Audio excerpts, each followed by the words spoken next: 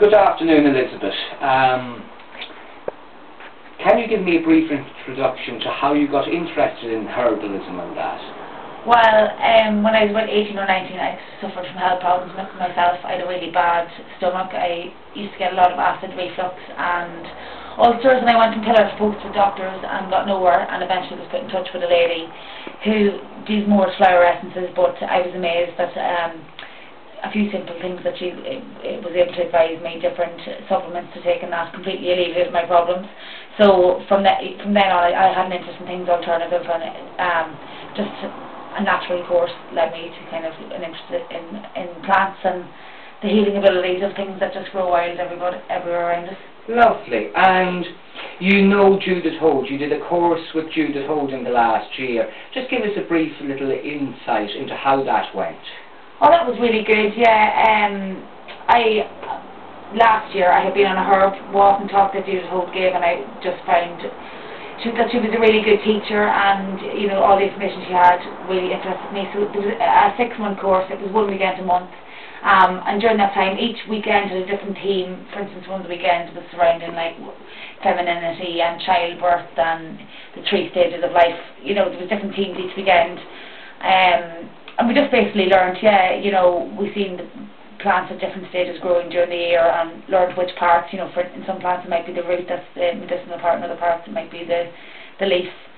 So yeah, basically just over the courses of 6 weekends we learned a lot of information. Wonderful. And you're now actually making your own creams, Elizabeth, of that.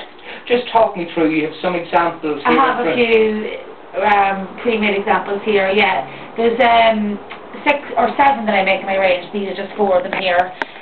They're all just made from organic sesame oil or organic sunflower oil. So what you would do basically is you would pick your herbal material. I actually refer to Bartram's to see what part of the plant I need to use. Bartram's is a book, is it? Bartram's is a book that I use. So I pick the plants, you would dry them, and then you would use the dried plant material from the full of the moon to the dark of the moon. You would macerate your oils. This involves putting the plants into the oil and storing them somewhere dark and shaking them every day. So then you have your macerated oils, and from there you can make your creams. So you have macerated oil, spring water, borax and beeswax. So totally organic. Totally organic, totally and natural. And how is the range going so far? The range is going very well so far. Recently they've been stocked in my local health food shop, and I have a few other shops interested as well, and I'm getting really good feedback from people. Wonderful. People who have had complaints for years, and this is the first thing that's working for them. So it's all good at the moment. It's all good. And the question of herbalism, how do you think it's going to go in the next few years? Can you see it? Well, I see a real shift in, like, you know, the general population. People are starting to question everything that, you know, the mainstream doctor would say to them. I think people have so much access now to information themselves with the internet that they can, you know, research things themselves, and they're starting to question, you know, the ethics of the big pharmaceutical companies and that, and just getting back to what's natural, just I think feels natural for a lot of people. So I think herbalism is really, it's going to go from strength to strength, and you know, I could see a time where a herbal doctor could be, you know, as valid a choice for anybody as going to your mainstream GP. It just seems to be head in that direction at the moment. Wonderful. And your creams of that, are they specifically for various ailments? Just a quick sort of summary, yes.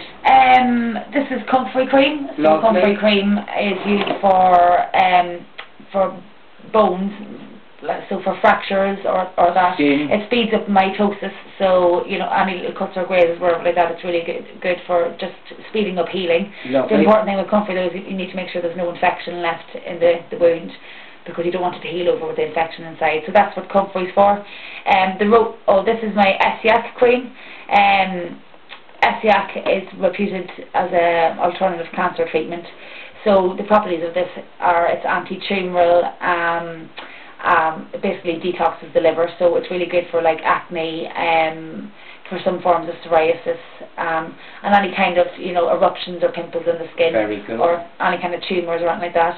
This is comfrey and horsetail, so this is the one that I would recommend for arthritis, repetitive stress syndrome, things like that. This is the cream I'm having most of my success with. I'm having people coming back I've one lady who bought one pot and came back for 14 more pots. She finds it really, really good. So, lovely. And your last one then is? and this one here is my echinacea and cleavers, and that's good. It helps clear out the lymphatic system, so it's really good for allergic rashes and blisters and things like that. Wonderful. So, listen, Elizabeth, it's been really good of you to meet me this afternoon, and from everybody at the Herbal Herald, listen, thanks very much for your time, and we wish you the best of success in your career with your homemade organic creams. Okay, thanks very much, Andrew. All the best, and best regards to all those watching. Okay.